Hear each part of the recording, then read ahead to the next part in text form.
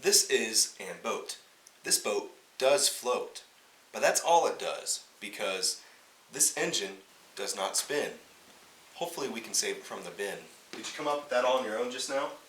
Yes, I did. Well, it kind of sucked. You're not really a poet. Stick to mechanics. Go away. This is my intro.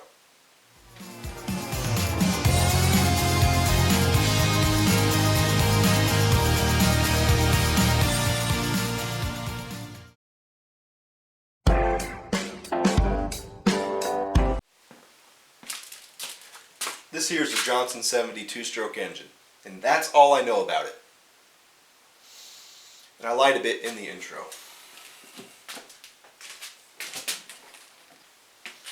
This engine does spin, but only a little bit.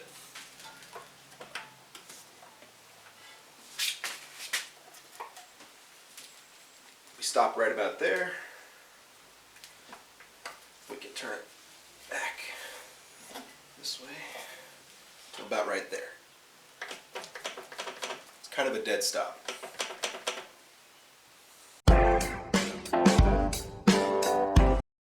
There's two basic engine stroke cycles you'll come across, and we'll cover them quickly. They are commonly known as a 4-stroke and a 2-stroke. The number relates to how many movements of the piston it takes to complete one burn cycle. Each movement has a certain name: intake, compression, power, and exhaust. On a 4-stroke engine, the piston needs to make 4 movements for one burn cycle. It moves down to suck in air and fuel, up to compress the mixture, down when the mixture is ignited, and back up again to clear the exhaust. On a 2-stroke engine, the piston only has to move up and down once to complete a burn cycle. When the piston moves down under the power stroke, the exhaust is allowed to escape through ports in the cylinder wall. It moves further down, forcing air into the crankcase and into the combustion chamber. The piston moves up, closing the ports and compressing the mixture. Then the cycle repeats. Because the 2-stroke crankcase is part of the cycle, it can't be lubricated like a 4-stroke. Instead, the oil is mixed with the fuel at a certain ratio. If this ratio is off or no oil is mixed, engine damage can occur. There's plenty more to go in depth on for both stroke types, but we don't need to do that for this video. Back to diagnosing.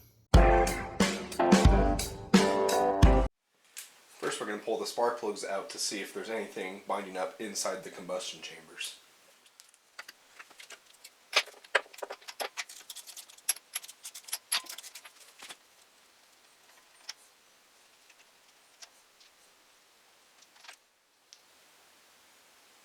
Spark plugs seem okay. A little oily, but that happens on a 2-stroke. Let's stick a bore scope down there.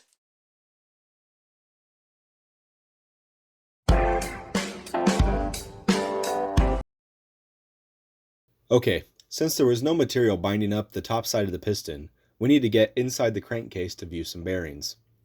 It's going to be easier if the power unit is completely separated from the lower unit. On this model, there's not much that has to be removed before separating. Disconnect the battery cables, wiring harness, fuel line, and throttle cables. Then there are some bolts to remove, which I'll cover in a minute.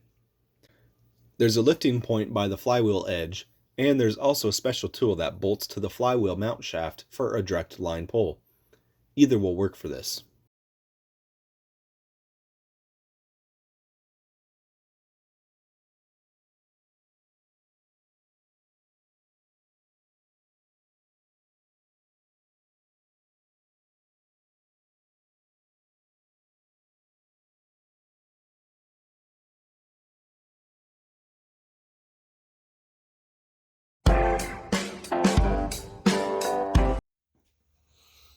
Alright, I think we have everything off.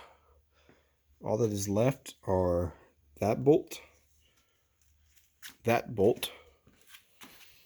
same thing on this side, and that one right there. And then we do these 3 on this side, and there's 3 on the other side, and I think that'll allow us to separate our power head from our gear train here, and we should just be able to hoist it off. Oh, there's also some nuts right here.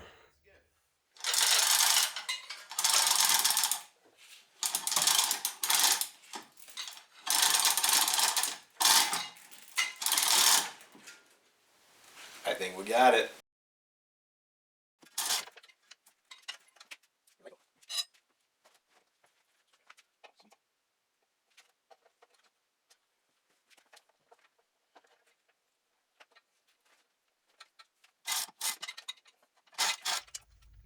Okay, I lied again. We have one more bolt to remove, and we have to remove this airbox intake first. We have to disconnect that shaft down there. I'm going to do that now because I can't quite get this out while filming and holding this all up out of the way. Let's try this again.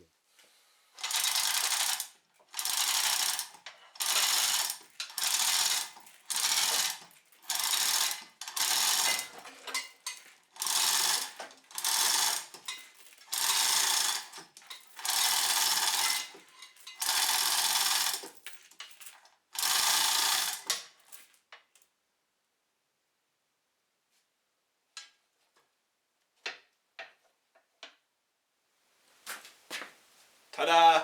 One engine removed.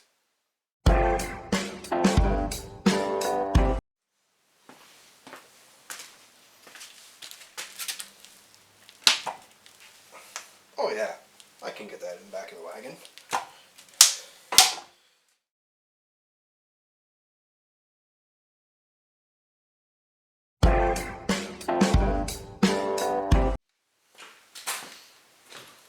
Alright, we're in the garage for another day here. We did bore scope these. We didn't see anything in there, so we're going to focus on the other side of the engine. I'm going to take the carburetors off and look at the intake side and then down possibly to the bearings themselves.